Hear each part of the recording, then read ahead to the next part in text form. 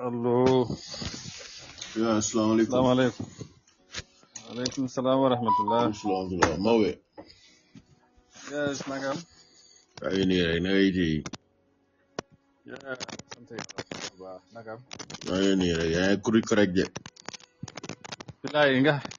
mbaadu damay move ci damay génnoon nii dama tega ñëw nagam. maa ngi nii rek ana sa xeex lu am problème. Non man maa ngi laa dégg bu baax de. Fona si man la xoolal.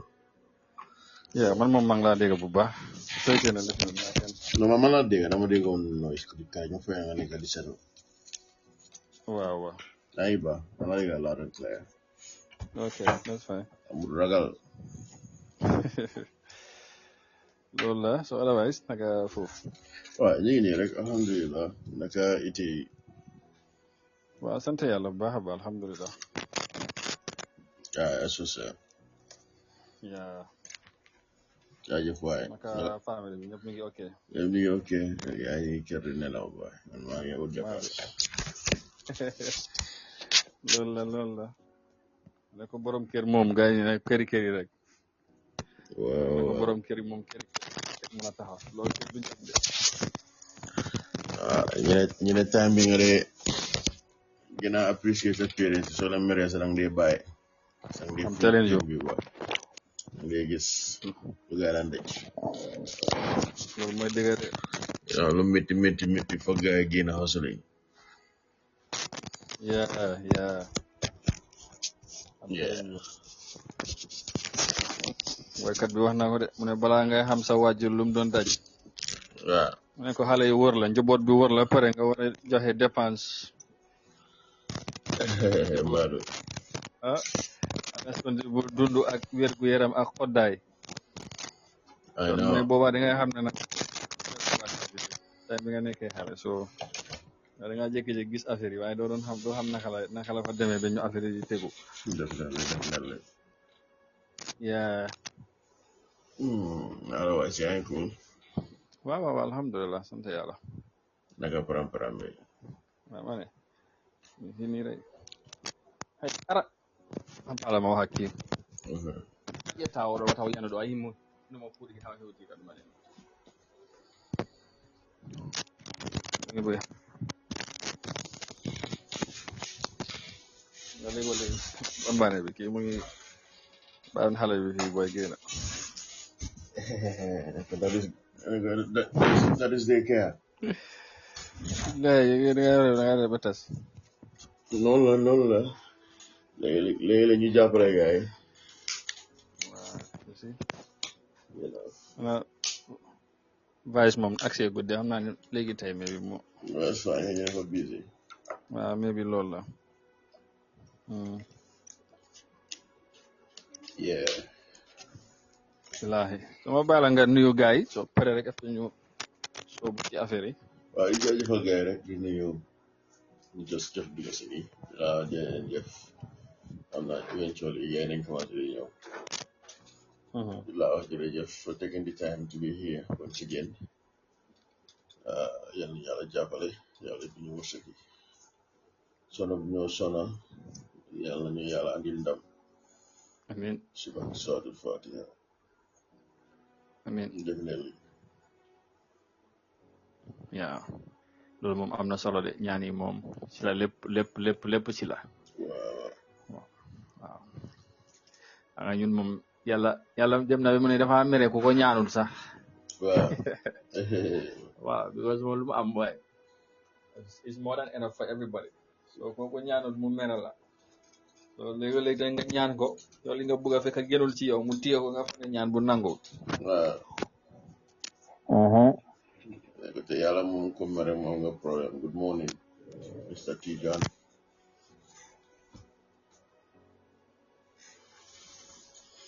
yeah.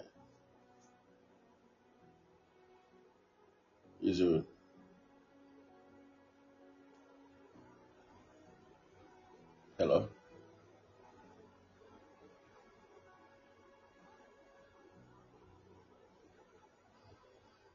second wala sam may bi dem na de man moom a ngi laa dégg de waaw maa la déggal sa bos moom ku dikk rek moo fa sama bos la sax naka la yaa ngi maa dégg waaw ma dégg bu baax dafa demoon rek sa may moo ok kon loolu la di nuyuwaat ñëpp daal comme noo ko waxee yàlla defal ñëpp jaama di nuyu Mr Souleymane Ahmad Tidiane ñu nekk fii nii te moom yow sa gaay rek ñoo fi nekkagum de say kilifa rek ñoo dugaagum kay laag moom tamit dugal léegi nii soo jug ko nuyu waaw di nuyu everybody xam naa ñeneen ñi ne ñu dab si kanam ñoom Mr Boy and the rest it's always a pleasure to have everybody on board thank you. Welcome back, Mr. Tijan. Yeah. Yes, sir. And everybody here. And as always, Ninko Waherek, what time we with them, I'm getting liberty, I'm getting freedom to call, contribute at any time. You have seen halat action, gis ci lepp lu ñu waxtane. Di jaajëfalaat ñëpp daal ñi nga xamantene every Sunday, despite being a very maybe tired day for others, wala léegi ñeneen ñi ñu wara noppaleku ci dimanche bi waaye da ngeen di bàyyi seen yitte ñëw ñu bokk programme bi for more than an hour ñuy waxtaanee mbiri réew mi nag buñ ko waxtaanee it could be anything, it could be everything lépp lu xew ci réew mi waaye soxal askan bi moo tax ñu feel na this program is very very important moo tax ñuy endeavor to be here every Sunday so ñu ngi leen di gërëm bu baax di gërëmaat Mr Faye moom mi nga xamante ne moo am xalaat bu rafet bi initiate programme bi di ci yee Gambian si di leen support tamit and eventually which lead to more form an union, Justice for All Union, and of course, kumba bu am day ak bu amul day taxawal waa réew mi so loolu it means a lot so moo tax every time dinañ fi daje ñëw waxtaane development yi am ci yenn secteur yi waaye equally tamit for the union lépp lu ci xew last week we were here ñu doon discuss very important matters relating to the union te tamit dinañ ci dellusiwaat incha allah jox leen update waaye gën a yaatal tamit ci waxtaan bi taxawaay union bi jubluwaay bi and all that so once again we are thanking everybody for being here and of course bu leen hesitate tamit di siyaal seen comments yi ci comment section bi if the need arises nañ ko read out to everybody to hear su dee question la su dee contribution la so the same like tamit mun ngeen call so it's already 10 minutes past 10 o'clock here in the Gambia su ko defee dinañ ñëw dugga ci waxtaan bi ak Mr Faye mu gën a yaatal li nga xamante ne tey lu ñoo waxtaane incha allah ci waxtaan bi tey xam naa dinañ gën a focus bu baax ci mbiri union bi ak programme ci nga xamante ne ñu ngi ko initiate di ko doxal so once again thank you and Mr Faye xam naa ne dinañ quickly dugga ci waxtaan bi dooree ko ak ni ma ko waxee Justice for All Union and mooy kumba bu am ndey ak bu amul ndey biñ mu taxawee ak léegi yàgg na yàggul and last week rek ñu ngi doon waxtaanee li nga xamante ne mooy ci yenn programme yi nga xamante ne union bi si sa njiital wala sax of course kilifteef ñu ngi ko doon doxal bokk ne ci wàllu driver yi ndax sax union bi nag yaatal nga ko sax last week ne it's not only drivers but jamono ji driver yi seen yitte ñoo gën a taxaw na nag ngeen dal di initiate li nga xamante ne mooy opération mbiri foreign vehicles yi wala foreign moto yi nga xamante ne jógee ci biti ñëw ci réew mi eb ay client di leen yóbbu ba ci di dëkk bi fii fekk ñun suñ driver yi nekkuñ du ci bénéfice so opération boobu tàmbale ngoon ko wala defoon ngeen ko last week foofu ci Basse but eventually dafa mel ni ci vidéo yi niñ ko gisee mu doon demee gisoon na ne lépp mu ngi doon demee nice comme ni ngeen ko buggee woon waaye mujjantel bi dafa mel ni am na lu ci rax mooy suñ security forces yi mooy PIU office dañ ñëw jàppa yenn si membres yi nga xamante ñoom nga fa yónni woon pour ñu doxal loolu so bëgg naa nga dellusiwaat ci xew-xew bi foofu ci Basse naka la demee waaye tamit nga wax ñu lan moo tax ñu mujjee police bi mujjee si dugal ci loxam ba mujjee jàpp ci ñenn si sa ay ndaw ñi nga xamante ne ngeen foofu si Basse ci tënk. waaw jërëjëf Mr Kente yaa ma dégg waaw bu baax a baax. yeah so affaire yi dem na ñëw na. bi mu commencé relewut mbir ne General Transport Union, they Jafurol. So Yeah. what they did, they put on a jar. You didn't them the jar. Hanga Gambian, but they get fit. Mm-hmm. And now the munyo many more of hamla. So we are saying Yeah. that things are getting serious. Buñ bidee police yi ñe lañ dañ bëgg a ñëwaat pour ñu waxtaan si Mm-hmm. waxtaan boobu bëgg naa suñ ñëwee pour ñu waxtaan opération bi si wax gaay lan leen bëgg a gaay defal ñëw Mm-hmm. ndax mu yomba because ñun our first approach always defin la pour ñu dem ñu make sure ne ñu de-escalate situation bi because ñun what we are doing tamit duñ bëgg a ñëw di defar di yaxaale di dem Mm-hmm. te ma gis nañu ñëpp ay Gambians lañ te foog naa ne Yeah. su kuréel jógee pour xeex loo xam ne nii is in the best interest of the Gambian or Gambian people or the country I gis ne man naa expect ne ñu mel ni comme yeneen dëkk yi ñëpp ñu nekk benn pour all differences aside waaye loolu amut fi te ay try nañ pour nasaxal ñu since day one ñu wax naan rek kii recommend ñu kenn mu ñu rek ñoom ku la ngay recommend mooy General Transport Union xam nga dafa mel ni ñoom comme nu ma yàgg a waxee rek ñu jëjëful loi bi pour ñu sàmmal loi bi ñoo dégg naa ñoo yaaxal loi bi te ñu fang ne ñoo dégg get away with it so ñu xam ne ñun we expected that but still comme nu ma yàgg a wax rek ñun duñ nekk di binda Gambien bi ñoo ko bokk ñoom nañ fa nekk ñu ngay fay ay taxes yooyu noonu loolu la ngay fay ay salary vehicles yeeg yooyu noonu registration su gars yi fay yëpp dafa dimbale nguuru so mënoo to understand mooy since day one ñu bëggoon a saxal ñu amee problème ñu jógee foofu day baanoon approach General Transport Union gis ne these people are really serious so li gars yi def mooy dañ njëkk a reach out to from 2 days before or a day before I believe Wow. then reach out to the police use his connection I would say General Transport Union President Omar Sise. So what they did was dañ foogoon ne mun nañoo use ñooñu post seen Facebook bi te ma lu ma jaaxal comme lu ñu waxoon last week boo ma laajee yow police officer naka police force yow yaa ngi wax ne information is powerful balaa ngaa dem di post which is illegal by the way false publication you know bu dugal nit ñoo wax la yoo xam nga ñàll de so instead of nga ñëw investigate waxaa ñi te xam ne ñi ñàll de waaye ñu dem def lu ñoo def fag ne lu ñoo ragal loo bu gaa gis ne loolu nag dem fen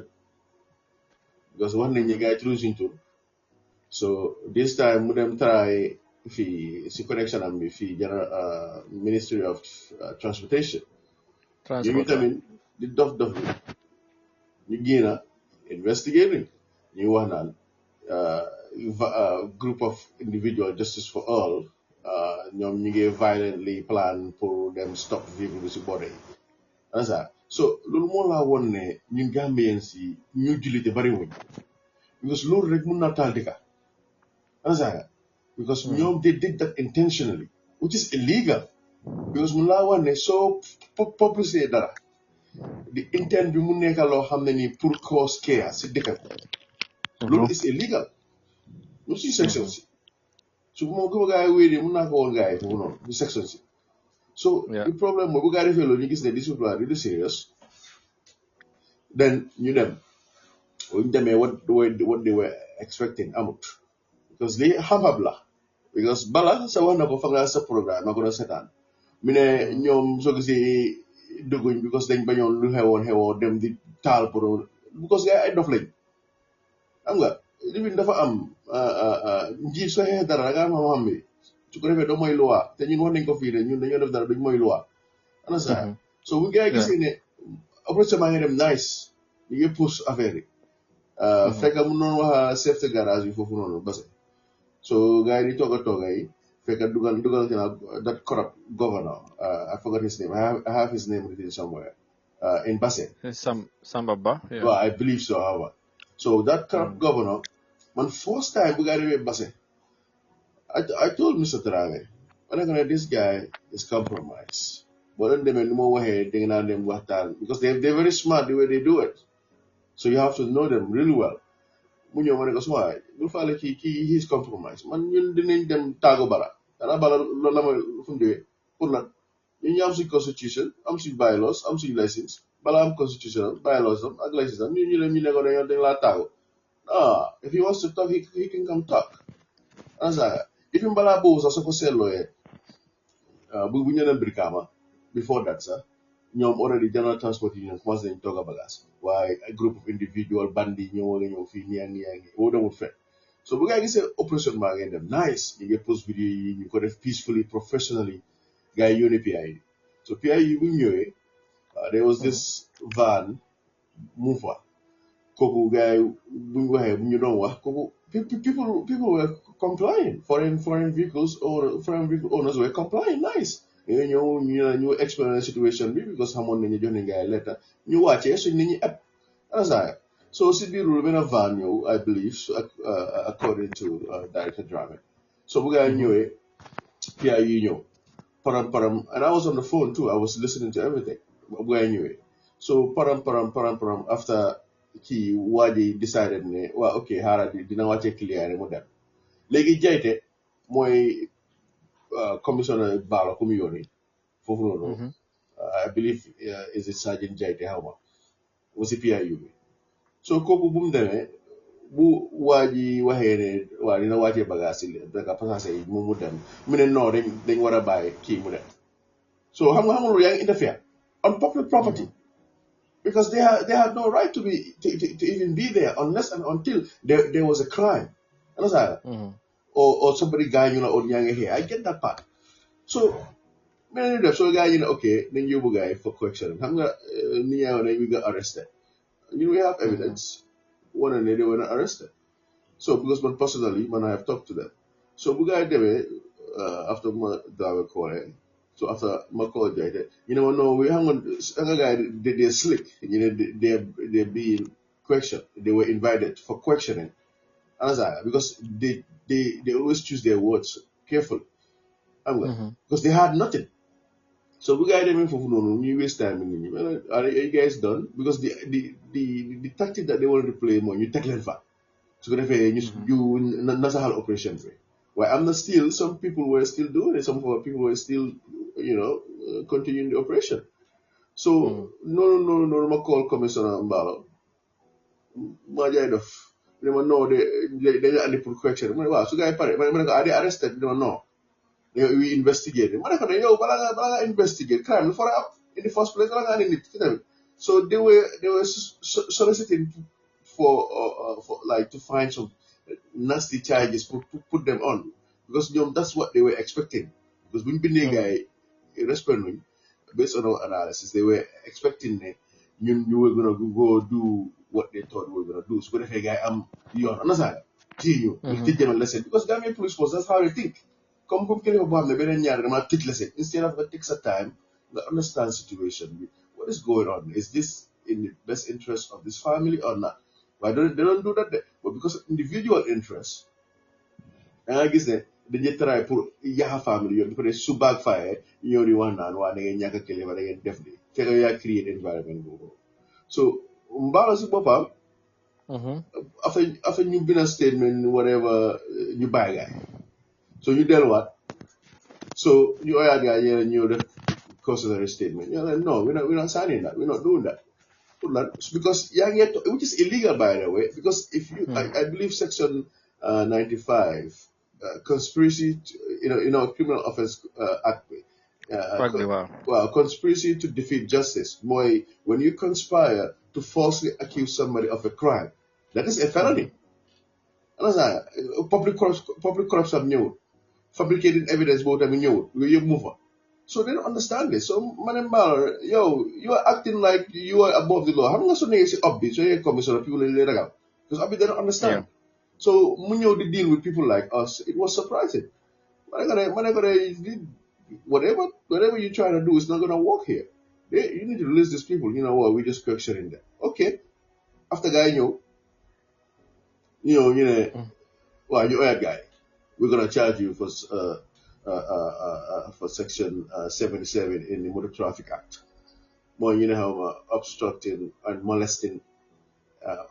and molestation te loolu sax that's not what it is. Nga molestation mooy ñu laa wax ne soo stopee driver soo ko fi def o nga molest ko comme nga laal private partam yi ak because you're molesting him or her, right? Things like that, which is nonsense.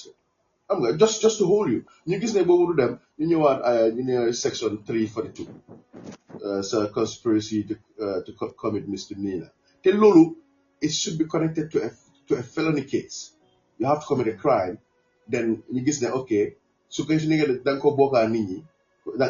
nga ko defaa ay nit then da ngaa gis ne si nañ laa tegal boobu noonu mën nañ laa tegal boobu ne you conspire to commit this offense. Does that make sense? But in this case, you're number one, these people, you got them from a public property. Send garage. How are you going to charge them? So the idea behind it was, governor was behind it. They need them this social president the media we want to ay bandil lañ ñun bokku transport union because governor bi ak Mbalo commissioner Mbalo and Bala were working together. So this is the issue. So Bugai, so Mbalo thought that he could punish us. It did not work. We told him, "You are very corrupt, and this is not going to work." And the second day, see the swing lawyer called. Well, no, in fact, they are not being arrested. How but he's being negative. So sila guy para because Mbalo intention was that 72-hour Bugai they abuse no because the way they use it, they're not supposed to use it like that. Or 72 hours, and punishment, yeah, mom's in the wild. So, Balabo was a slain by guy. Slain by, Daramela was a Daramela cloud at Fonamel and what, General Unity Corporation. So, guy is saying, okay, these people are leaders, you get to have you know, Feka Nyari, no, see, Bundigaras, we get a for nothing. They were playing these scare tactics. I keep telling them, we don't respond to threats. If you want to talk to us, if you want us to do what you want us to do, you have to respect us. Come with them as a president. Understand? So see the table no. See that guy after that operation was still going. You only one guy. So see Alex okay, bail. Munyo buga play that tactic. Come when you talk for fun. Understand? Because leader like guy buga okay, cut off the head of the snake. That's not how it works. We analyzed and anticipated this. We know what they wanted. We know what they were expecting us to do, and how you don't hire. So because I will you go waste time in it. Well, and he doesn't even have to come. All he has to do is just call you money check in. Simple as that. You're not gonna do anything. So everything was still going on. Then after there was a delegation guidance in Barok, then Fofula living there. No more for held up, basically. Okay. They could only like they know the arrest. Then you are guy come for questioning. So pour waste time. So it's a scare. It was a scare tactic, but it backfired. Okay. But FSC got out of hand because they were not expecting that. So Neil for them. All right, very well. Thank you very much for that clarity. Leral Bob amna solo because literally ñu bari luñ gom ne dañ leen arrest on and all that, so dañ leen mujjé charge ak yoyu. So it's good nga clarify pour nit ñi xam naka la ci démé and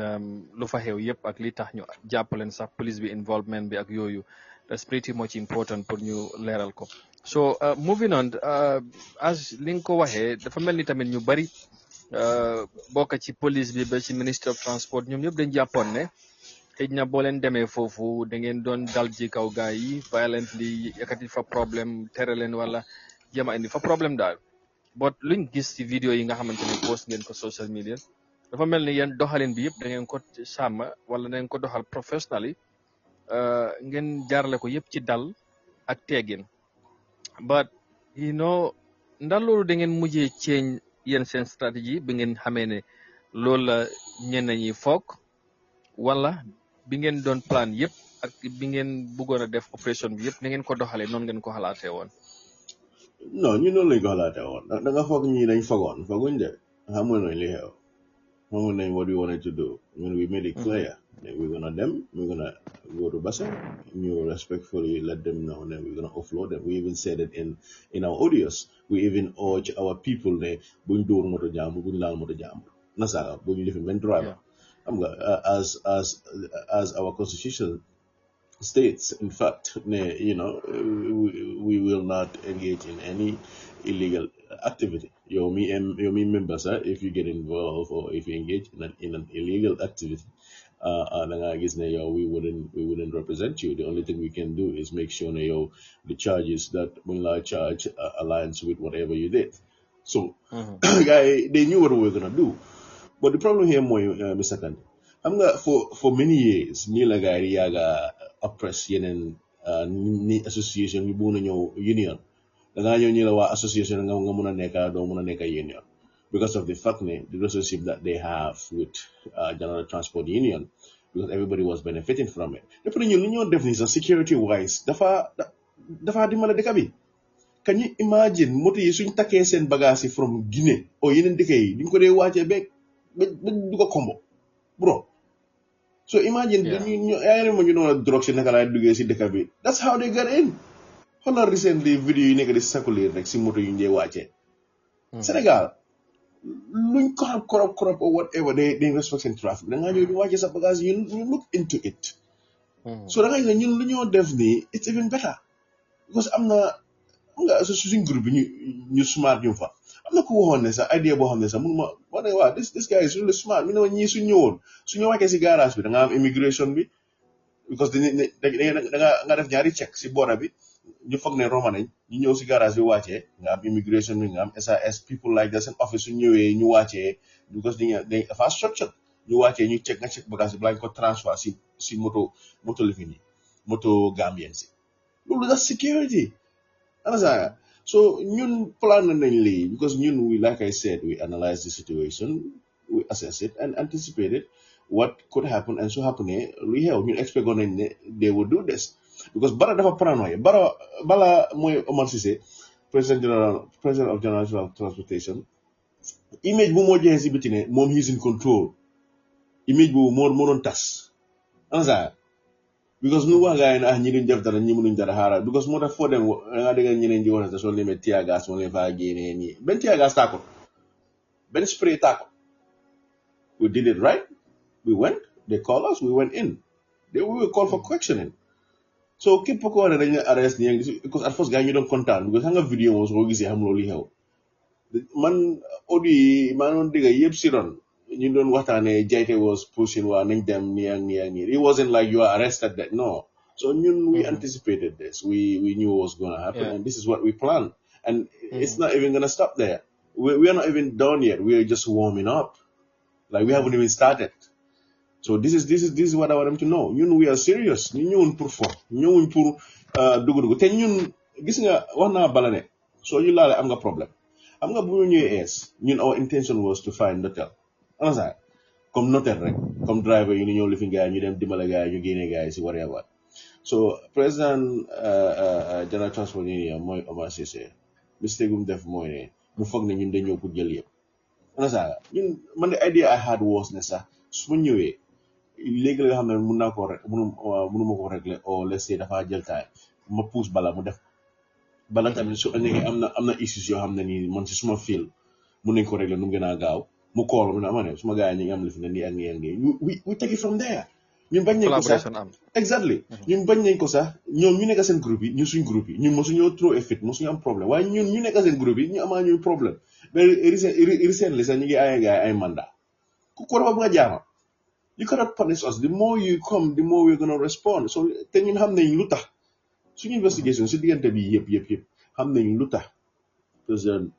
General Transport Union Omar Cissé lu tax di dem nga push government bi mooy yu ñu ko dee bàyyi mu jaala moo tax gis nga as a leader bro soo ñëwee bul nangu yëf yi ay dugg bul nangu yëf yi comme fiibo wante yi nii because when you do that da nga gis ne su time bi ñëwee pour nga xeexal sa nit ñi doo mun a xeex loolu ma xew suñ nguur bi loolu ma xew si yeneen institutions yu bari so lii moo nekk di xew diggante General Transport Union ak government yi baro bi administration yi baro bi ak police yi there are so many irregularities you have happen especially within the drivers su loolu génnee rek police bi benn nañ am gàcce number 2 problème na am daa gis ne balaa dañ ko put on the spot di numelewaat balaa moo tax it's very important as a leader looy munti dem moo gis nañ ñun bu situation bi xaw happen ne sax am na wax ne waaw léegi de dañ ñëw de ma xam naa diw ni ak nii pour ma ne ko ñun we can do that we can mu ñëw jox gaa lañu bëgg a jox gaa xaalis yi but then da ngaa gis ne ñun it defeats the whole purpose of what we fighting for da ngaa gis ne then eventually luy xew mooy kenn naa dem togg a bagage rek mu ne xaaral saa yi ne gaa yi ne la jox xaalis da ngaa téye gaa yi rek ana saa nga so you have to think as a leader ñun we had the opportunity to do that but man la no we're gonna do it even suñu lawyer bi sax ma ne ko xamalal la mi ne waaw ma ne ko ne we're gonna do it in accordance with the law we're gonna follow the channel fu mu bëgg ñu dem nii la ko waxee ñu ko fuñ bëgg ñu dem so if you want us to go to court we're gonna go to court fii ñi amuñ benn case fii ana saa so nii la fa demee bro definitely okay all right very very interesting and loolu am na solo léegi of course yaa ngi mention about the President Barrow gars yi demoon nañ fa after li nga wax ni yëpp bu mu xewee ba pare buñ mujjee gars yi bàyyi mujjee nañoo dem si président bi so ndax mun nga ñoo wax naka la président bi involvé ci affaire yi ak meeting bi lan moo fa xew lan lañ wax ba tax eventually dafa mel ni da ngeen mujj stoppagum li nga xamante ne mooy opération bi seen daje ak président Barrow naka la fa demee woon ba ñu gis ne daal daanaka opération bi dafa posagum. waaw xam nga man bu ma directeur Dramé ñëwee mi ne ma ne am na ñu ñëw di suggest ne pour ñu dem gisee président Barrow yooyu noonu on a ça ma ne ko ne waajo mi ne waaw ma ne ko président Barrow xam na luy xew de ma ne ko the reason why they didn't want to come out directly and say ne kaay leen ne leen invite it's a political move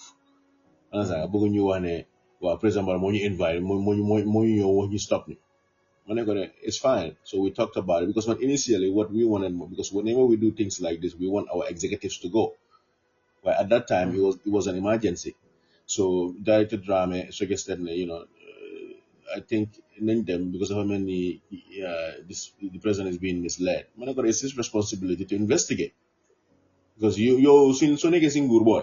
If you're being misled, you're so negative say need nyo wala. Danga jiki dalsa ko jabar wala dalsa ko dom. Also jika no, find out, ask questions, find out there. But these people were not even ready to do that. They had their agenda. Mola one, so many people are in our prisons. Nila one.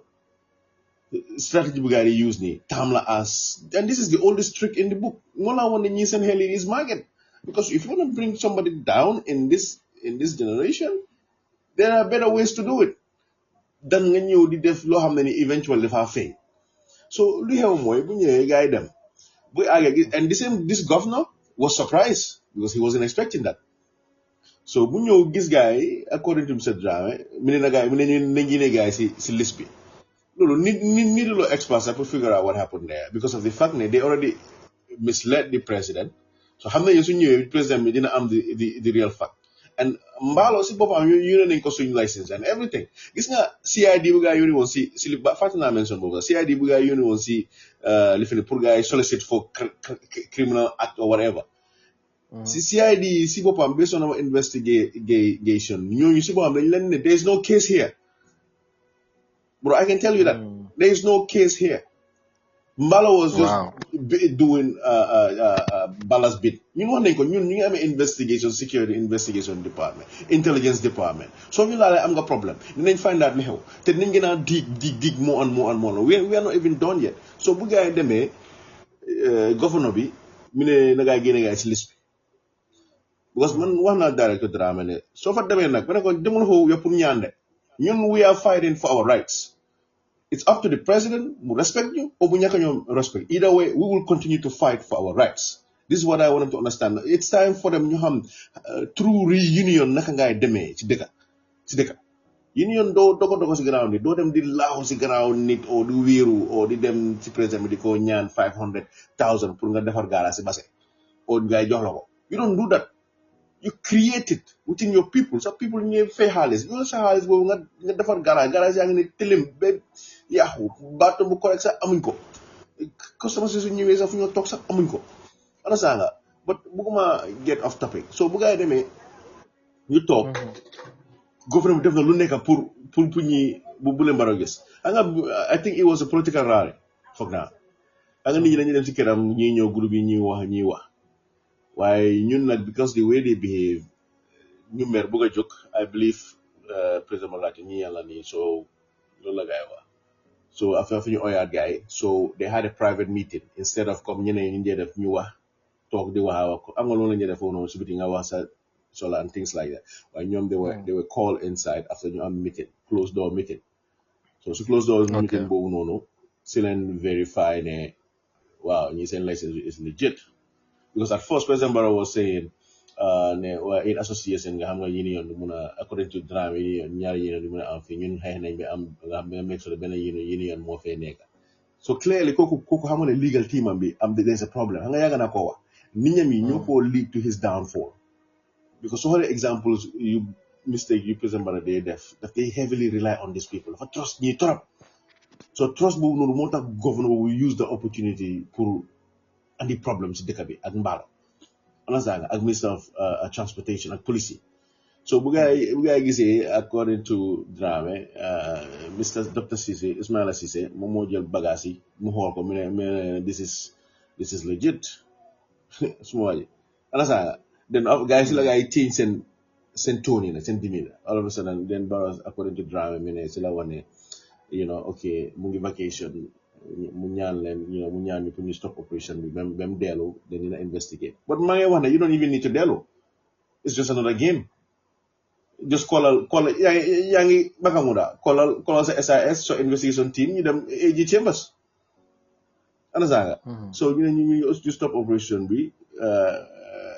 then after bu ñu waxtaanee ba pare then ñu tàggaloo and that was it. And bala nga proceed at that moment ndax ñu fa nekkoon make nañ president mu understand the union in fact was not only meant for transport, it was a general union for all sectors. I don't know whether that was put to the president for him to understand that. Well, according to Director Drave, of course, we have different sectors. I believe he did not delve too much in it. Okay. I believe they were just focused on the situation, which I respectfully told him that he should have known. In fact, they know who we are, bro.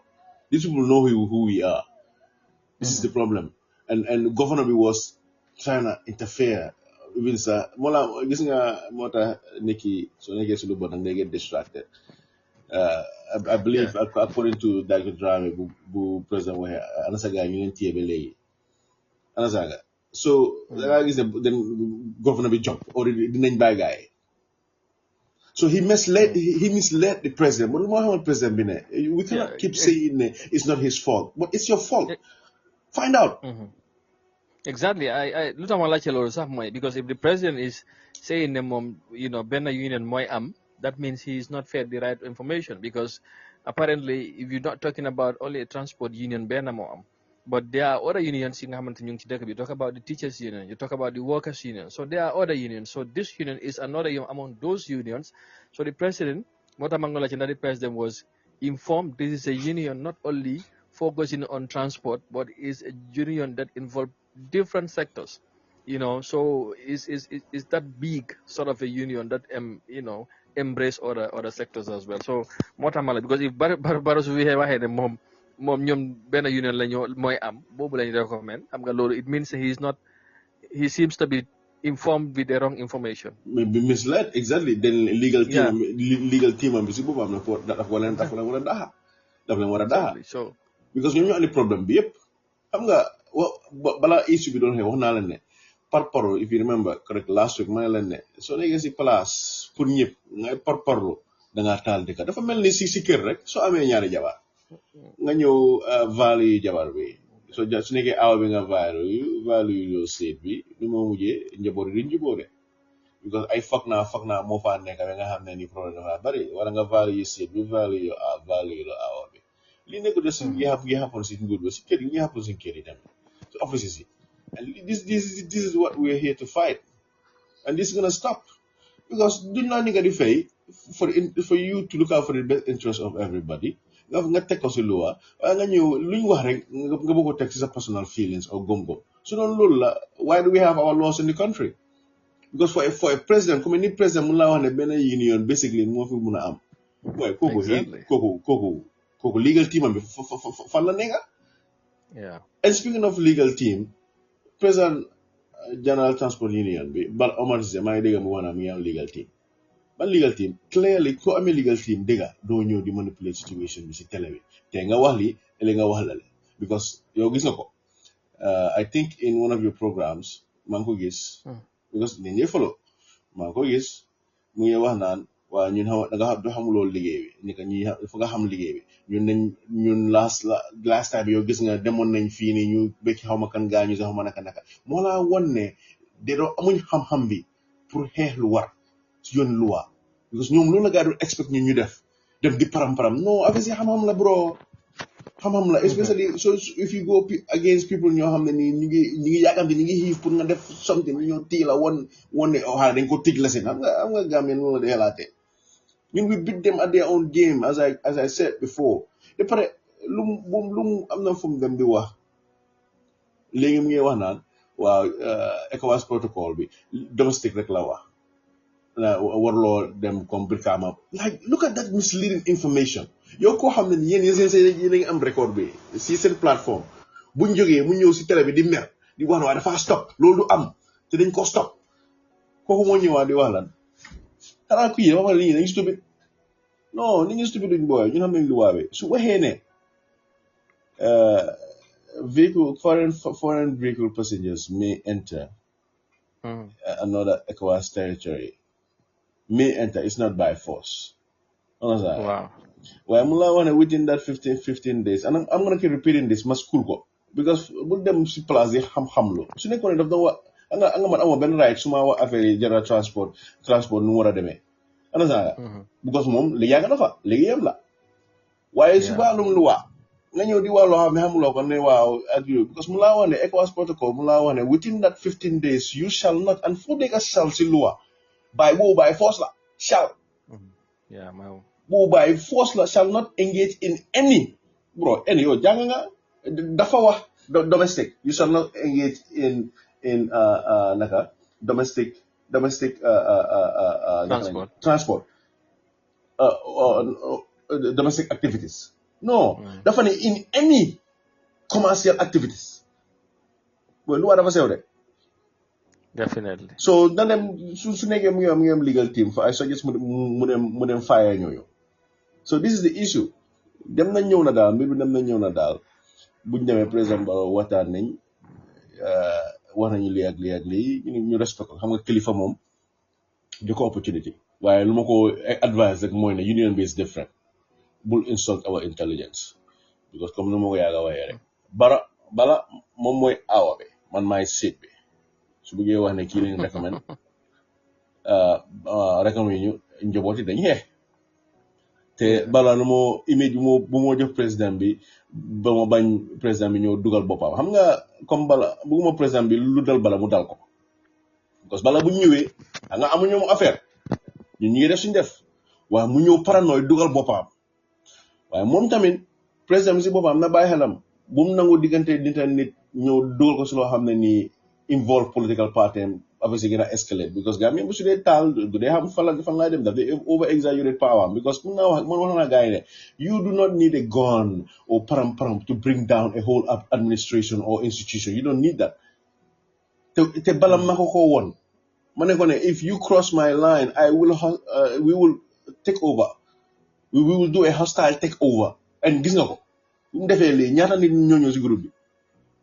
ñaata nit moo ñëw si ñun because we told him that we're going to use your strategy and beat you at your own game yow ko xam ne ni mun la call mun la text pour ngeen wax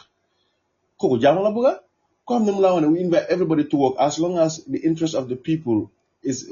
naka yaa ngi ko am si sa xol bi instead of your personal interest nañ liggéey kooku jàmm la bëgga so la moo tax ngay dem di create scene boo xam ne nii di wax naan nii la di dem si sa xarit yi si système bi di wax naan kii bandi la ñii lii la ñi amuñ léegi register wuñ yow teguloo sax na register nañ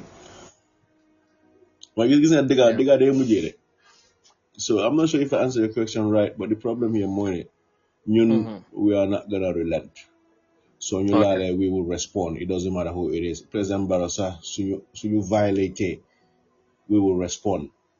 te ñoo respond nañ ko teg si yoon loi si yar ak teggin si professionalism and another thing I want to highlight mooy ñoom ñu dem nañ jël lawyer ngeen sue government bi ñoom dañ ko fële lu nekk rek dem jël lawyer we don't need to sue you to court yow yaa ñu war a sue yaa ñu war a wax ne yaa ñu war a sue nga ne ñu war yoo nekk fii lu tax ñu war a spend te xam nga high court soo fa demee lawyers lu ñu laa wax 250,000 straight te loolu benn nit la especially yaa ngi wax an organisation that's gonna be more so noonu la gars yi di drag case yi you're not gonna fall into your trap bro ñoom ñu war a sue dañu sue ñu dem ñu ngi pare ñu am suñu lawyer. No, learner. Thank you very much once again. So, got at this juncture because we are midway into the program now. It's exactly 10:48 according to clock B. So we just have to appreciate once again ñi nga xamante ñu ngi déglu ci radio bi ñu ngi leen di gërëm bu baax di jaajëfal Mr. Sulaiman Jallow once again. Amat Tijan Ba, thank you, and of course Skylark, thank you also for being here. Karanta Baji, as always, mu ngi around ñu ngi ko nuyu di ko jaajëfal bu baax ba and good morning. Di nuyu tamit bu baax Mr. Boy Modu, thank you very much. Walaikum salam and good morning to you as well. The new Spoot like TJGX, something like that. Dominic Barrett, thank you very much. Good morning, and thank you for being here. Babunjai, ñu ngi lay gërëm yow tamit. Good morning. Gando Jallo, thank you. Usman Sise and Michael or Michelle, however, thank you also. Good morning. Thank you for being here. And Usman Toure tamit ñu ngi ko jaajëfal bu baax. Thank you. Spy UWAC, something like that. Studio also welcome. Ibrahima Cissé, jërëjëf ñu ngi lay nuyu bu baax. Dudu Silla, jërëjëf yow it. Thank you for being here. And everybody, yéen ñu fi nekk yëpp. Alexandra Gomez, Malik Boy, thank you very much. Numos, also thank you for being here. John Dole, thank you also for being here. And good morning to you as well. ñu ngi leen di gërëm yéen yëpp, and thank you once again for taking your precious time and join this very important program. ñuy waxtaane ngir réew mi ak li soxal surtout Gambians in particularly transportation sector bi. So Mustafa, once again thank you, and su ko defee dinañ wéyal waxtaan bi. yaa ngi mention pretty much about transport union surtout ñu taxawee ci mbir mi. So léegi ci opération bi ba léegi Gambia Transport Union ci luñ dégga ñu ngi wax ne da ngeen def opération bi pour undermine leen am na ñu ko gisee noonu ci ñoom, ak tamit am na ñeneen ñi nga xamante ne sax loolu lañ foog ne mooy seen taxawaay ci doxalin bi da ngeen ñëw pour undermine Transport Union bi. ci loolu ban leeral nga ci indi, ndax da ngeen xamul li ngeen di def wala da ngeen def opération bi pour daanaka neewal leen doole ñoom si seen bopp, te yéen da ngeen fi nekk pour xeex nooteel ak ñi nga xamante ne ñu ngi leen di neewal doole. So ba naka ngay respondé ci kàddu yu mel noonu, wala loo leen di tontu daal pour nga indi ci leeral, parce que am nga ñu jàpp ne lii da ngeen de bugg a def liggéey Transport Union bi te ñoom sax ñoom ñoo initier agenda yooyu noonu yëpp. waaw foog naa am na fu ma gis ñu ne ñun dañoo ut tur ñoom ñoo ko man dama jaar si tur de foog naa si réseau bi. I think I saw kenn si vice président bi of General Transport Union yoo ne ñii ay tur la ñu ut. xam nga lu ma bëgg a yëgal gars yi mooy ne xam nga dafa mel ni si sëy su amee jabar boo xam ne nekkul def liggéeyam, wala nga am jëkkër boo xam ne nekkul def lu mu war def si sëy. So da nga gis ne su nekkee ne tase naa ko moo ko pocc jëkkër bi mu ñëw gis kooku def lu moo def. jabar bi da nga gis dafa create some kind of story boo xam ne nii dafa distract nit ñi from the real thing what happened. am nga loolu soo ko seetloo sa gala xappanoon na si gala ba gala ñëwee nga dee waa ñii dañ bëgg a ñëw pour undermine government bi dañ bañ government bi ñii politiciens yaa nekk si gannaaw. te before that foog naa months back balaa loolu joxoon na analysis ne new behavior politicians yi dinañ use loolu ak ñeneen ñoo xam ne nii noonu bëgguñ government bi bëgguñ administration bi dinañ use loolu noonu to utilize from it. So yow naka lañ la undermine defuloo sa liggéey yow buñ commencé si nga jafur di dem si télé yi di dem fu nekk di dem si série yi di dem ba base sax boo déggee ne ngeen base nga dem base boo déggee ne ñu ngi ñëw pour créatal gars yi système boo xam ne retirement plan nga daw social security ana pose ko ngay oote ambassadeur yeeg di wax naan def na gis nga do liggéey bi da nga koo mun booy understand ñun ñoom ñu njëkk a wax affaire yi ma jox leen crédit boobu sax dañ ko dee wax ñu ne xam nga fo depuis 2022 ama 2021 dañ commencé di wax affaire ECOWAS protocol bi di ak li understand but as a union your job is not to active to naka advocate if you binda ñu bañ laa faale you do it soo demee si sa waajur nga jox leen cër nga leen dama bëgg a lekka ñoom ñoo la jox nga lekka wala nga leen maa ngi am business plan bëgg na nga ñi ngi am alal ñu laa wax ne déedéet ñu ne dañ la bëgg a punish because lu leen neex la ñoo def ñu amee sa wërsëg waaye yaa ngi gis ñi ngi defaral ñeneen yi because clearly this is the great example nga yaa ngi gis ñi ngi defaral ñeneen da ngaa toog foofu di jooy di wax naan di mer waa suma parents yi nii ak nii non da nga ko uti so da ngaa gis ne ñun bu ñëwee ñi gis liggéey bi ñoo def ñu gis ñu taxaw gars yi dugal ak bu ñu xaalis rek gis ne boo ñu ngi taxaw gars yi ñu ngi respond to their needs what do you think would happen they will come to us ñun we did not ñoom lañ ñëpp proté ñun demuñ ñu leen sànni ñoo leen si non ñun suñu liggéey moo leen xëcca what started getting out ana te xam nga dañ bàyyi naxaate bi bro yow comme nu ma ko waxee buñ jos commencé ñu ne li ma si ajjana ñu ko doon wax dañoo takul ajjana bi takul ajjana bale because dañ diggu driver li ma seen problème so mu gars yi dem commencé di wóor around mu ote meeting bundum te driver sax ñu ngi ko wax ñu ne lii mosta am bara gëj naa faale ñi de so kan moo nekk di undermine kenn because ma nekk ma di ko wax de driver yaa ko nekk di wax ñee justice for all bu mu ñëwee si la bala commencé di jafur nii di def fu nekk di wane kaay la ñu meeting nii ak nii dañ nekk benn papa di mata di fu da nga ne nañ nekk benn behind closed doors nga ne na la government bi jox full responsibility pour nga contrôle yëpp loolu fa make sense kon yow bëgg loo liggéey so every time nañ nekk benn so pour like ask a question boobu how did we undermine them ñun suñu liggéey la ñoo def ñoom ñoo ñëw tooñ ñu ñun affaire yi notel lañ doon xee te ba léegi lii dan datel la sax yow nga ñëw di yónni sa nit ñi suñ groupe yi bugg a ñëw compromise di bugg a punish képp koo xam ne nii ñoo na pour join groupe bi ñu woon la ñu respond te yow li nga def nii comme lu ma la wax nii rek yaa ngi defar ñeneen di jaay ne di ak ne government bi la it's not the government bro General Transport Union ñoo jox nii garage evidence bi ñëw na suñu investigation wane na ko mu leer xam nga ñu waxuñ ko investigation bi moo wane with evidence yu leer ne ñoom ñoo dee jaay gaay manifeste ñoom ñoo jox gaay garage as a matter of fact sax soo gisee time election bi ñuy wax naan membership card rek ay am because of the fact ne dañu membership card yi jox ko foreign vehicle owners yi ñu sànni leen karta bala si boppam so da ngaa gis ne when it comes to things like this ñu ne wax bu àgga dafa ko moom naka lañ ñëw undermine gars yi ñoom ko ñu undermine gars yi ñun dañ ñëw pour feeñal ne driver yéen da nga yàgga di nelaw how is that me or us being like us undermining them dañu wante dëgg bi boo da loolu make na sense make sense bro xam naa nag sa waay la de because I'm already gis so all the time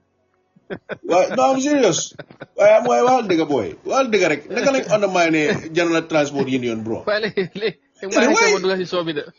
man gis naa sa waay la gis naa léegi sax foog naa yow ma gisee nga ne wax sax ma ne waa amoon luy problème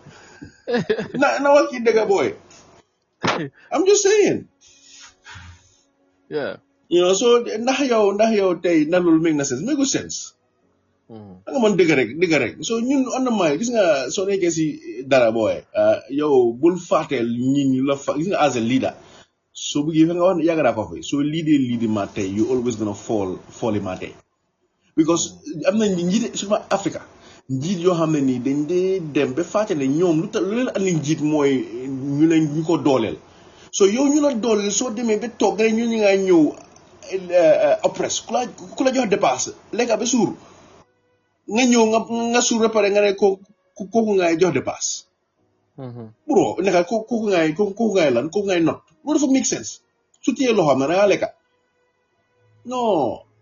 na bàyyi parlu bi na liggéey na bàyyi wacca bi na bàyyi weewee bi mu liggéey ñun ñu ngi liggéey te wax naa ko we will keep responding to any threat any oppression or any pushback loolu kañ wane nañ ko so dem na ñëw na daal ñoom ñoo undermine seen boppa defu seen liggéey driver yi moom xuma ko de mun na laa yónnee ay vidéo mu ngi sakule si media bi driver yi seen boppa ñoo wax ne for how many years for 7 years balaa mu leen a rey ak ECOWAS protocol te ECOWAS protocol bi sax lu mu wax xamul ko bul interpret loo xam ne xamuloo ko su nekkee ne da nga impri waa general transportation nii ak nii am na xam-xam I get that daa ko jox boobu waaye when it comes to luwaa bi lu mu wax boobu dañu ko bàyyee wax dëgg. acca loolu am na solo boobu na leen ko bàyyee parce que seen domaine la ku ne fi nga aayee ñu bàyyi la nga doxal réew mi dox ñëpp nekk ci jaama loolu am na solo thank you very much waaye ak maa waayeloo ak baala nag. boy maa ngi gis a suubi every time su ñëngalee rek mu jafur ñëw every time su ñëngalee rek mu jafur mu dem fu nekk waaye station bu ma dem na Teranga invite nañ ma mu dem Teranga Paradise invite nañ ma mu dem Paradise suma waa ji ñoo bàyyi ma free liggéey bi da nga koo mun mu ne ñu mënuñu liggéey waaye foog naa moo mënul liggéey bi de because ñun lu ñoo wax nii yëpp agenda buñu andi bu jegee ma ne dara ko dara xam nga naka la yow agenda yi nañ ko bàyyee gom because dafa mel ni kii yow ne ko dafa mel ni sax saa yu andi agenda rek mu daw njëkkalantu mu ne moom moo ko andi because nit ñi dofuñu agenda yi ñoo ko andi gisuloo about social security moo waxee ne we gonna create a système boo xam ne dañu am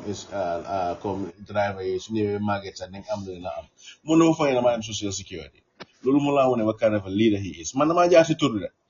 because leader as a leader yow yaa ngi gis institution boo xam ne nii oon njabootam sax pour am xaalis si ñoom sax problème la ñoo xam ne ñu ngi liggéey ñaata at di contribute social security ñooñu pour am seen xaalis bu correct sax problème yow nga ne si kooku ngay dem laajte xaalis si sa doom bi si sa njaboot bi pour nga jël xaalis boobu noonu dénk ko ñooñu pour ñooñu si demee ba màggee are you gonna be in control of that money non yaa ngi naan lor sa nit ñi rek so ñun bu ñu waxee ne dañoo dem pour utal gaay retirement plan ak insurance system boo xam ne nii doo sona moom ñun de waxuñu loolu de ñun we have our own system boo xam ne dañ ko créer boo xam ne driver saa yi amee problème dañ faa ñëw ci garage yëpp dañoo defar da pare ñu gën a we planning on building a new garage tamit incha allah. All right, thank you very much loolu am na solo well let's move back to matters of the president again because President Barrow gis ngeen ko waxtaan ngeen comme ni nga ko waxee moom tax na because of président bi mu ñaan leen ngeen jox ko dat cër bi daal cëri kilifa pour ngeen bàyyi operation bi so bàyyi ngum ngeen operation in the meantime but judging by example gis nañ fi movement bu mel ni Gala génnoon nañ fi def protest and then eventually ñu bindoon ay petition jox ko nguur gi jox leen ultimatum 3 months as pour ñu respond balaa ñu def seen next move so gisoon na ci diggante bi ñu bari foogoon nañ ne ok ñii dañoo wax rek nguur gi kenn du jox nguur ultimatum kenn du wax président wala nguur time bi daal la jox soo defuloo dinaa def li so in this case naa la laajte yéen tamit as xam naa ne joxu leen président benn résolution wala nguur gi but gannaaw bi ngeen miti ak moom waxtaan bi nu mu demee ba ngeen nangul ko lim leen wax mu ngi liif su dal suwaate dina investigate for how long ngeen mën a xaar pour président bi delluwaat ci yéen wala mu respond bala xëj na bu respondul tamit ndax at the end da ngeen resume again operation bi wala naka la daal wala fu mu nekk nii da ngeen di toog ngeen déglu ko rek ba saa yum dellu see wala naka la bu gannaaw foofu tamit mu leer. ñun nekkuñ ko dee toog di xaar rek dañ dee xaar we don't have time njaboot bi dafa xiif man suma njaboot yi dañ xiif bro. They need to make money. Even baa ngay ñëw jot ci I believe registration bi te laws lañu ko xoolaat because we're gonna go by what the law states. Gannaaw dañ bëggoon a use loi bi pour oppress ñu demut ñun tamit dañoo use loi bi comme lu mu wax gaa yi ne suñ members yi duñ lifinati naka lañ ko waxaat every year duñ fayati lifin driver's license. It's not every year loi bi ne 3 years and that's what we're gonna go for. ñoom ñëpp bi bunta yooyu de. So ñun diñ nekk ko xam ne te soo gisee ultimate wax naa gars yi foog naa I remember boobu tamit waaye waxoon na joxe na analysis si sa plateforme ak yeneen plateforme yi ne ultimatum it's not always a bad thing ana sanga ultimatum ñun ñoo ko gisee yaa ma jox ultimatum non mun laa xamal ne I don't have time to waste and we don't have time to waste President Barrow doesn't have to wait bem dellu si office bi dooga liggéey kii bu ñu fa génnee fàtte nañu sax ana saaga moom lu mu war a def mooy moo tax mu def ni ngi si am ñeem SAS mu ngi am police na call IGP mu ne ko ma ne na demal ma fii xanaa loolu ne ko beneen option why do we have to wait for him pour mu dem ba si office bi mu doog ñoo liggéey loolu stall la rek comme suñu bu ñu waxee ne dem leen court why should we go to court na am ngeen lawyer why is it that Gambians si benn ñaare na am nga lawyer na dem nga court mu war a suñ court baa ngi fees del because they don't even know the purpose of the court wala saaga so ñun man lu ma wax mooy dañ ko may 2 weeks respectfully wala saaga so 2 weeks yi ñëwee gisuñ dara dinaa ko binda nañ ko binda ñu nok ma ne ko ñu ngi xaar rek ñu joxa ko beneen week ngeen di konkon waaw bul war dara dañ ko binda ñu joxa ko beneen week su li boy because we cannot sit back and watch foreign vehicles ñu dugg ak gay génn si dëkk bi suñu nit ñaa ngi toog di ngang it's not gonna work I am not that leader I am not that kind of leader bro and this time it will be in Combo area dafa on top of that suñ ko bindee letter tamit dañoo bindaat foreign vehicles si letter ne ñi ngay ñëwaat people need to eat man I have nothing against President Barrow's administration waaye dama bañ lu dal bala mu dal ko am saaga mu ñëw dugga si loo xam ne nii du yoonam because of dafa bëgg a protect koo xam ne nii xaritam la o mu ngi koo jey si media bi su defee loolu rek dafa def erreur su defee loolu rek niñ respond I'm not threatening respond could be okay nañ la yaa ñu cokaas de so ñu cokaas de dañoo gestu suma doonga laa man ma gestu te suma gestoo nag man tamit suma gisee ne yaa ngi amee loo xam ne da ngaa ñëw pour lool suma njaboot bi dama protect suma njaboot bi so in order to do things right here nañ bàyyi parparlu bi si institutions yi police yi nañ bàyyi parparlu fu ma dañoo taal dëkk bi I keep telling them dañoo taal si dëkk bi because bala we are not on the bala I want that to be clear we are not on the bala they have their own constitution and bylaws we have our own constitution and bylaws I am the president of Justice for All he is the president of General Transport Union so why should we be on the bala since we started everybody kept saying demal da wax nga General Transport Union government first time loolu la wax na dem leen ngeen gisee what we don't have time for that ñun we are working if they want to come join us let them come join us so we're giving him 2 weeks while you focus on other things because we are working right now and we're going to do that but then ko jot tuuti nga xam ne nag kilifa tamit su ko joxee cëram dafa la war a joxe cëram war a toog ba time bu ko ne mi daf la respond because we don't have time for that yow moom sax wax na ko boobu tamit ñu ko mislead waaw government rek a mën a stop ñii because ñoom dañ dugal seen bopp soo ne government rek a mën a stop ñii because yaa ngi wax nit ñi yow yaa bañ a fiit sa njaboot bi because yeneen dëkk yi yeneen government yi ñu ngi dooleel seen nit ñi ñu ngi dooleel seen general transport lifin bi naka ministry bi or whatever ak taxi driver yi ñun suñ duggee sax according to our investigation suñ duggee sax lu dee xew mooy ñoom seen boppa ñooñu dee stop soo demee si autorité ñi la demal si gars yi nga liggante koo gars yi so how come Gambia mënuñoo def loolu because ñi wax ne dafa create lan dafa yaaxa relationship na yaaxa we can work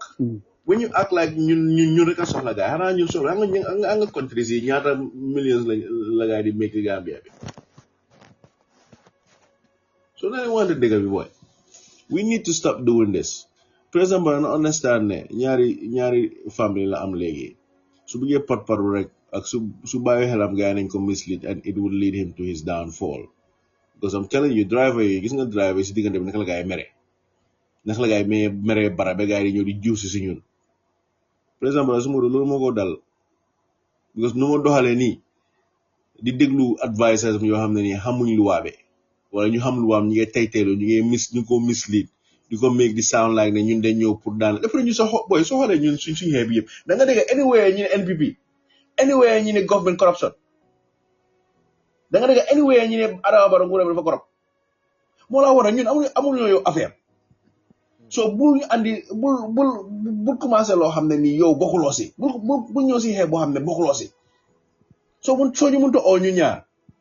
nga wax ñu naka la ñoo liggéeyee nekkul ne wax ñu naka la yoo liggéey sax nga laaj ñu naka lañ mën a liggéey pour jàmm am si dëkk bi because doo ñu dicté nga laaj ñu luñ bugga ñu wax ne ñun li leen bugga nga xool yow sax nguur lan la mën a contribute ci lii nga bokk si instead of nga parlu bàyyi ñu free mënu la am pour wax na ñu bàyyi ñu free booy su ñu mënta oo ñu ñaar ñu toog ñu wax ñu xool naka la ñu toppatooyee transport Gambia bi nga xam ne ñëppay lekka bajkaas yeeg moto bicycle yi ñoo park illegally di charge ay 10,000 yeeg yooyu dafa stop yooyu yëpp ñoo ñëppay ñëw eventually moto bicycle yi because URR fale xam nga moto bicycle yi naka lañ di fii seen hôtel bro dañ laa park yi la 5,000 moto bicycle booy can you imagine 5,000 10,000 because ob bi foofu nit ñi xamuñ police seen liggéey nga ñaata moto bicycle lañ dee park si police foofu noonu bro it's really sad sa moromi Gambian koo xam ne ni mi ngi daan dooleem li moo tax nit ñi dee mer ñoo commit crime yoo xam ne ni doo dee xam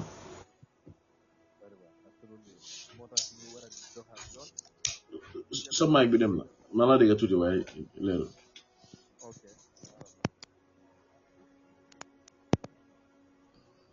ba léegi ñëw na wala ñëwagul ñëw na muy nga xaw a lootu maa la dégg waaye nga xaw a lootu mooy yëgalata waaw ñu la dégg waaw ok that's good waaw moo tax ma ngi wax ne yaa ngi doon emphasize ci yenn doxalin yi rek ma ngi doon wax ne so it's important pour ñu doxal yoon lépp lu ñoo def ñu fexe daal mu tegu ci loi so that kenn du soona I think loolu moo about justice and te loolu moo tax foog naa ne justice for all nekk so maybe balaa ma ñëw laajte la ci union bi about other sectors finally dama la laajte about this related development about li xew ci operation bi and da nga mus a wax ne lu mel ni nooteel ak xëj na pour ñu bugg a leen intimidate mooy tiital leen ak yu mel noonu doo leen mus a nangu yu benn threat from anybody jëmee ko si seen members yi wala ci union bi so te dafa mel ni loolu ngeen wone daal si seen taxawaay ak ci doxalin bi surtout bu opération bi tàmbalee ak gis nañ yenn résistance yu am here and there dafa mel ni da ngeen dëggal seen boppa ne doo leen nangu kenn mu noot leen wala di leen tiital wala di leen jijëma teg li nga xamante ne lu méngoowut ak loi so léegi nag lan moo nekk seen next steps yi ngeen bëgg a jël wala ay plans gannaaw bi nga xamante ne gis nañ lu mel ni xëj na lu mel ni dañ leen bëgg a saboté wala dañ leen bëgg a push back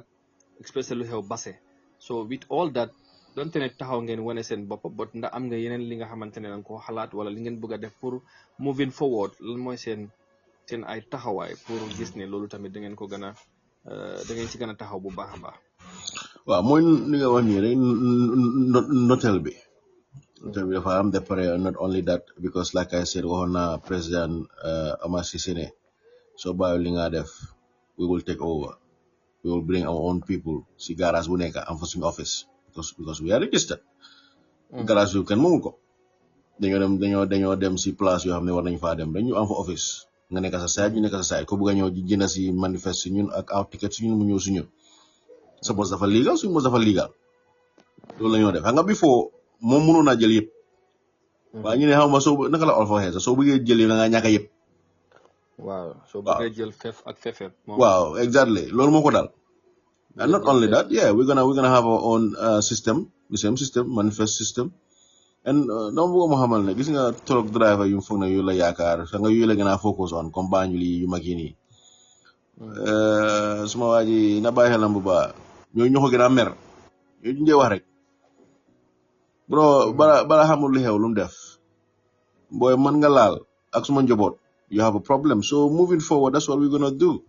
we're gonna have our own system après ñu create our goal mooy ne ñu create transportation system boo xam ne ni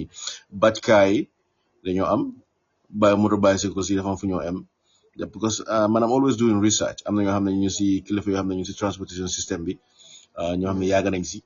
ñu ngi wax ak gars yi am na ku am xam-xam si affaire yi bu mu joxee système boo xam ne ni mi ne ma ne soo leen paree loolu naa def mooy try leen ngeen am système boo xam ne nii comme route bii nii laissé bajkaay fii rek nga ñoo daw ana sa moto bicycle fii rek la ñoo daw taxi yi da nga daw fi ñu wàcc si garage bi wàcc loolu dafa gën a dog paas yi sax dafa wàññi paas yi because soo amee garage boo xam ne nga ne ok moto Serekunda da nga Banjul da nga daw ba Serekunda ba Brikama wala nga am Serekunda ba Basse xam nga loolu yaa ngi fay mën a paas loolu nga di wàcc di jóg and for safety reason tamit di nga mën a control security bi ana sa mi ne ma ne soo defee loolu da nga gis ne après koo xam ne nii la si sa permit bi o ID bi comme I think Senegal is doing that da nga comme route bi la see nga ne ok route Serekunda dañoo number route yëpp so yow soo ñu wane ne que number 1 nga dem number 2 dañ laa alamaan ana sa dañ laa fine police dañ see bokka dañ laa fine si loolu après not only that time su nekkee ne comme Sénégal day doing it because Sénégal ñoom dañu raw sax because lu gars yi def mooy comme lese yow man su nekkee ne maa ngi daw route bi nii man ma ñëw paan yow suma passengers yi mun nga ma ko yóbbul without nga jël paas yi waaye man tamit suma paree du ma mun a ebaat foog nga demaat toppaat line bi ndax ñeneen mun a am su ko defee yaa kiw bi soo bëggee def ko njuuj jaaj rek da nga gis ne dañ la dee alamaan you have to bring system boo xam ne ni you gonna hold people accountable mooy Gambia bi xoolal transportation system bi no structured system driver yi feneen seen xaalis how many years ngay lekka rek di tukki di ñëw yow bala ngaa tukki di param doo toog defar sa dëkk bala ngaa dem si kër jàmbur di doo xool nekk sa kër so ñun dañ plan lu bari yeneen nag duñ ko wax because of the fact ne gars yi moom soo waxee rek gars yi njëkkalantu dew te gars yi lu ma jaar moom duñ koy def mu correct so xaar ñu téye yeneen yi bañ àgga foofu noonu gars yi def ñu gis waaye for now lu ma mën a wax mooy dañoo create suñu own manifeste because when I meant what I said man duma la dee threaten wala promise this is what we're gonna do and we're gonna do it so ñu laa lay this is what we're gonna do so defee lii this is what we're gonna do so da nga gis ne dama bëgg loolu mu dugal seen bopp bi ne so ñu wala ñun soo bëggee ñu déglu la président Barrow bu ñu ooyee after bu ñu commencé dañoo respect change ñu suñu attitude moo laa won ne ñun we are open for dialogue waaye doo ñu forcer pour dialogue doo ñu forcer si table pour ñu daal loolu du am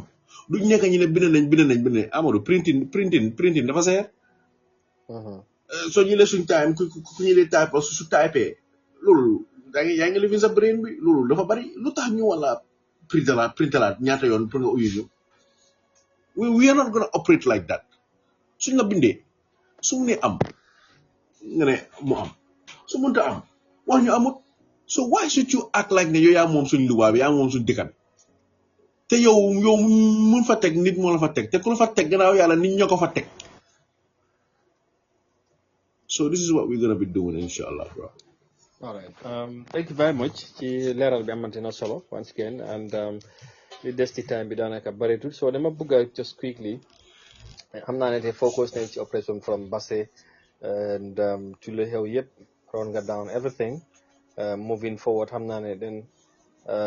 xam naa da nga ñëw ci perspective si what is the next plan moving forward but I just want to ask what if there is any other plan for other sectors as well as far as the union Justice for All Union is concerned because now from nekani the focus is only for the drivers or in the transport sector wala other sectors are also considered let's say the workers or the teachers or the farmers or whatever or the land so because land bill started but eventually right now driver technically over certainly so what is the plan for other areas as well or other sectors well even women sector women affairs sector exactly, we're working on it exactly. Because right now there's a case that we're working on I'm nga sectors benn la te ñun waaye drivers yi it's like everyday thing te drivers yi suñ ñëwee nañ mën a dimbale yeneen si secteur because drivers yi suñ taxawee strong nañ mën a dimbale yeneen secteur because yeneen secteur yi tamit ñu ngi dimbale gars yi si opération si nii ana saa so laan yi tamit the same thing so waaye ñun fu ñu àgga mooy ne you have to register te soo register yi sa problème foofu laay commencé doo register because of nga ñoo jox problème yoo xam ne ni is 10 years ago we can see what we can do about it waaye balaa moo gën a neex nga am fresh look at the case what's going on because foofu la sa membership start ana saa Because to be fair, we have to be fair to each other. How many insurance? I'm also in insurance. You also policy with me. Come as a baseball sign up. Don't want to accident thing I'm on 10 years ago or 2 years ago. You didn't go to by force. It's a courtesy. We can see what we can do and say pun jura sa why finger sign fofu like commence. Understand? So in sector see we're working on it. Like come right now, baby, hanga baby, ñom tamit dañu am same time because ñe bébé be pare government ga jaay dof am nga bobu dañu switch focus on them because ñom ñu ngi soxla waaw so xolé affaire bi non la driver ñu am problem every day waaye taxul ne ñoom dañu focus because right now like I said women affairs ñu am pièce boo xam ne ni mooy ku jëkkëram génne woon bagage yi jabaram sànni ko si biti because of mi ngi am ne ñaara mi ngi am ne jabar problème même accuse jabaram ñaa xam ne dafa bëgg a rey seet bi loolu su amee nu ma doxalee la parce que li that's a great example gis nga exemple boobu noonu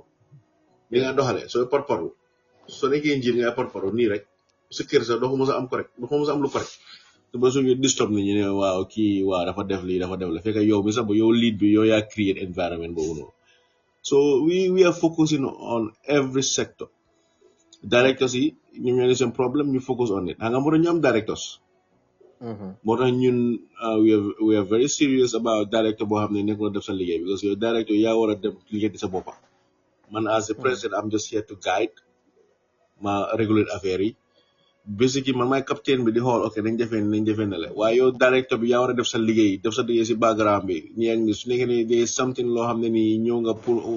war ko andi si executive level bi nga andi ko ñu seet naka lañ ko defee waaye doo ñëw tamit di toog foofu noonu nga may dem liggéey sa nit ñi moo tax foog naa yow soo ko xoolee di fu buñ commencé daaxaan nañ about ñetti directors I think 3 so we are not playing monkey walk babuñ chop du am na leer te man nag dama nekk njiit boo xam ne nii bañu ma nga sikama because njiit soo nekkee njiit boo xam ne da nga ragal ñu sikala wala da nga ragal ñu liggéey la wala da nga ragal ñu taam la dara then you're gonna fail moo tax njiit yëpp si Gambia bi fail wala président Barrow with all due respect to him because mu ngi bañ ne ko moom comme Yaya Jammeh la mu ngi bañ a taxaw si kaw ñi xoolal IGP the same thing mu ngi bañ a hold guy accountable ñu nekk système bi because dañ bañ ñu ne ko ne lii ak dafa bañ ñu liggéey ko or things like that then you are not a leader you're a follower you have to be mentally independent as long as yow li nga def óor yàlla ne yaa ngi ko teg si yoon looy ragal xoolal ñun for exemple yow buñ commencé lu nekk dégg nañ ko nit ñi ñëw nañ wax lu nekk nga gis ku ñëw because da nga war understand ne soo bootee njaboot ku nekk dafa andi xelam ku nekk dafa andi xelaatam so waaye su ñu ne nii nga ne nii ku ne nii nga ne nii yow kon yow doo jiit yow yaa xool xelaat yooyu noonu ok lan moo gënal union bi lan moo gënal administration bi lan moo gënal département bi yu nga tax si loolu so this is what we're gonna be doing all sectors we are focusing on them waaye directors ñu ngi def seen liggéey si ron lu mel ni women like I said women affairs ñooñu ñu ngi xeex benn xeex right now suñu gisee ne moom nuñ ko take care of at their level then I'll get involved. All right. Because ma bëggoon la ci sax when issues also came up in other sectors taxawaay bu union bi am ci transport bi nu façon union boobu tamit naka taxawaay boobu lay am tamit ci any other sector naa loolu tamit pour gars yi understand ko it's not only for the dress but su issue amee for the lands for the teachers for whoever or whatever sector union bi the same taxawaay lay am everybody nañ gis wala dégg union bi ci taxawaay foofu naa loolu dafa am solo bu baax a baax so on a final note lan ngay also the general membership and of course lan moo nekk the next plans for the union especially right now ina ngi mayagum president bi time pour mu mun a react on this operation and I know you are might be ina ngi bàyyi xel xëj na the feedback and all that so lan ngay wax ñuy déglu Gambian si and of course the membership as well as far as union is concerned and some of the upcoming operations and activities as well. Well, right now lu ñu nekk di def nii moo nekk ñu nekk di not ci nit ñi comme just recently ñaari nit ñaari chef de garage ñu wax gaay duñ jox gaay mandat because of the fact na ñu ngi sol mbubi justice for all ñu ngi gaa seen tega justice for all loolu ñu ko xee te already ñu ngi announce ne moving forward every justice for all member bu mu feeti mandat yow naka rek laa joxee dépasse nga ne yow doo ma yëkkal foo jógee te yow ñoom ñoo laa dundal ñi nga àndoon ñoo laa nga li laa bëgg a understand ga li la mënut a understand si Gambien si yow ku laa dundal nga ne yow nga ne ko ngay not ba make sense so war nañ gaay ne bu gaay joxaat ni mandat après ñi ngi toog ay affaires yoo nga xam ne su ñëwee tamit di same lu ñoo toogoon noonu dañ koo jëmale si dat notel tamit ñun wax nañ ko gaay suñu sonn duñu sonna d'après li ñoo def mooy ñu ngi focus on garage yi bathrooms yi because ñu ngi focus on what they are complaining about am na ñu ne garage yi amuñ bathroom yu correct su customer si ñëwee sax wana ci correct sax amuñ ko nit ñi amuñ fu ñoo toog so ñi ngi amee ñu already have a plan garage plan boo xam ne loolu yëpp na fa nekk waaye land bi su ko confirmé especially bu nekk fii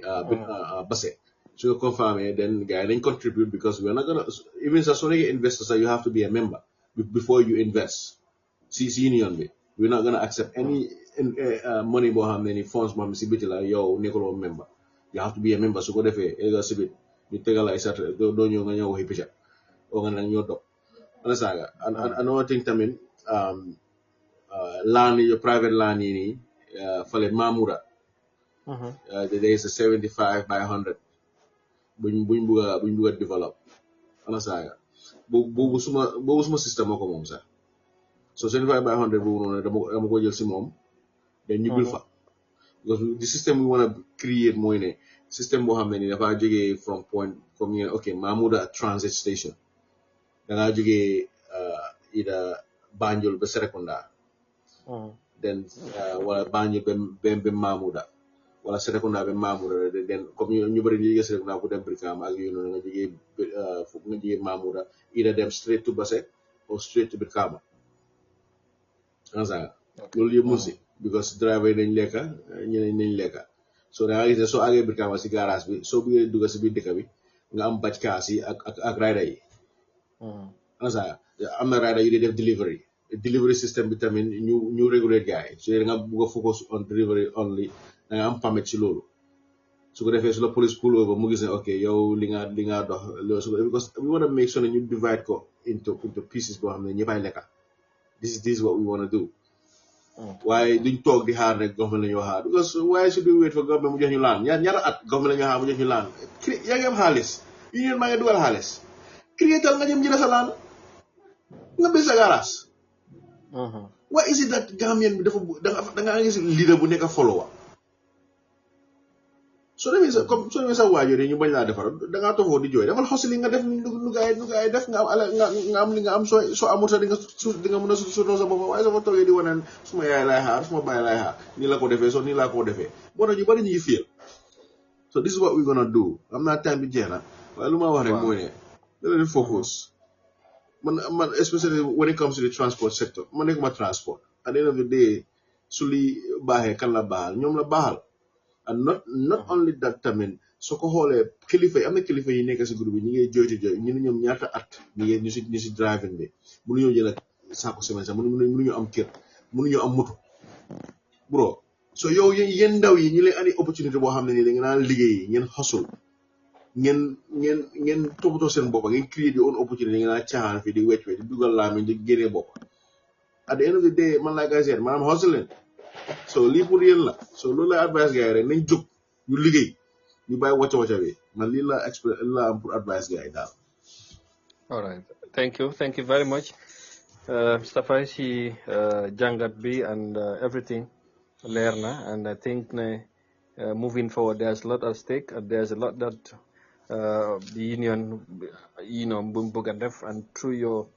visionary leadership I hope everything would come to fruition inshallah with the support of everybody. ñu ngi lay gërëm bu baax di la sant ñu jox gars yi rendez-vous next week inshallah ñu dajewaat fii continuer di waxtaan and of course next week hopefully we will touch on other issues as well related to security in the country because again the issue of last week on Friday we were discussing about Thursday the issue of armed robbery mu start na again ci réew mi so and the police this time even soldiers were involved so we'll discuss that next week inshallah and other issues hopefully inshallah because Gambia sometimes is very eventful so you cannot tell maybe next week some issues might come up but thank you once again for your time we hope everything will be we'll be okay, and you know, jaajëfal and everybody who was here. Ma baala rek nga tàggatoo ba next week inshallah. Thank you so very much. jërëjëf Mr. Kanté jërëjëf ñu ne jël seen time ñoo di déglu tamit you know Mr. Tunkara moo wax ne Gambia moom every day is a problem. Fu nga wax na dëgg boy so waaye di jaajëfal gaay rek next week inshallah tomorrow tamit